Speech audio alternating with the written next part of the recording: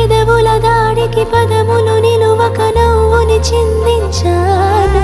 తనువుల తాకిడి మనసుని మీటితే బదులుగా ఏమివను.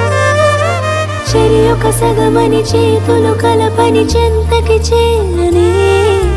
మిగిలిన మనముని మౌనం విడువని ఊపిరి భాషవని.